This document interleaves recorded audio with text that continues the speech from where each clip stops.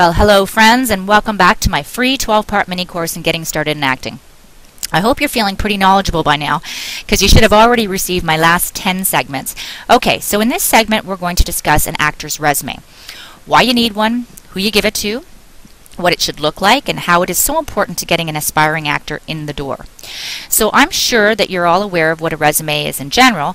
If you have ever applied for a job in any other field, usually you would supply the employer with a copy of your CV, otherwise known as resume.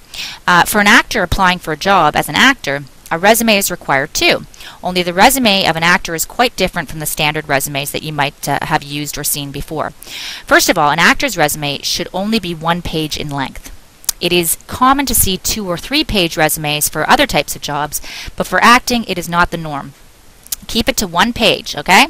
Some of you might be thinking that that more is better. For example, 2 or 3 pages, more better.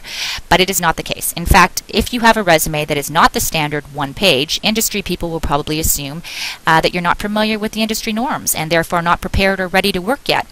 And over the years, if I received headshots or resumes that were not done or put together using industry standards, I also automatically assumed that the actor was not properly informed and therefore too inexperienced and not ready yet. So bottom line, you need to follow the industry standards, particularly when you're just starting out. The last thing that you want to do is to give anyone a reason to believe that you don't know what you're doing. You want to put your best foot forward right from the very beginning. Okay, so how else does an actor's resume differ from your typical job resume? Well, normally you wouldn't describe your physical appearance on a typical resume, but an actor must state their height, their weight, their hair, and their eye color. Also, a typical resume often focuses on your high school and university education, whereas an actor's resume, this information is not listed unless you went to a high school or university or college where your diploma or degree was in acting or theater. But ultimately, where a typical resume would have a section for education, an actor's resume would list their acting schools and classes under the heading training. When you are starting out and don't have much experience, the training section of your resume is particularly important.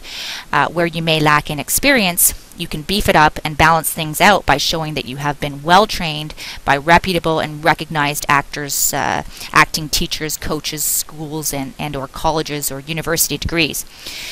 Another important section of a new actor's resume is their special skills, which could have a number of different things that could catch the eye of a potential agent or casting director. Being able to speak more than 1 language is a great way to get an opportunity that may not have been possible if everyone knew that particular language. Having advanced skills in a particular sport also can open doors. Specific dance skills, weapon training, driving training for a different machinery.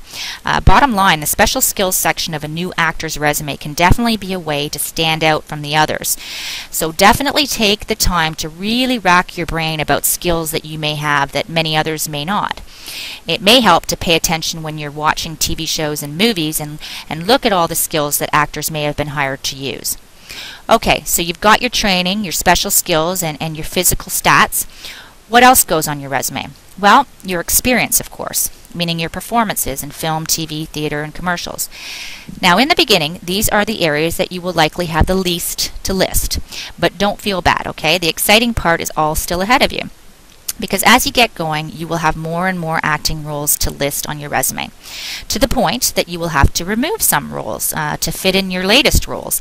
Because remember, your resume is only 1 page long, so in order to make room for room as an established actor, they can only list their most recent roles in film, TV, and theater. Otherwise, the resume would be 20 pages long. So in the beginning, try out for every play, theater, production, student film that you can find. It is a great way to beef up your resume, and of course, in the beginning, you need the experience. You can wait to be choosy when the producers and the directors are knocking down the door at your fabulous Hollywood Hills estate.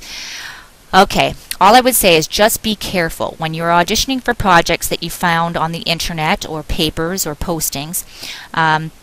I talked about personal safety in one of my last mini course segments, so I am sure you know what to do and how to stay safe, right? Seriously, I am so glad that you're listening and learning while you're partaking in my mini course. I hope you're feeling excited and raring to go. So look out for the next segment being sent your way.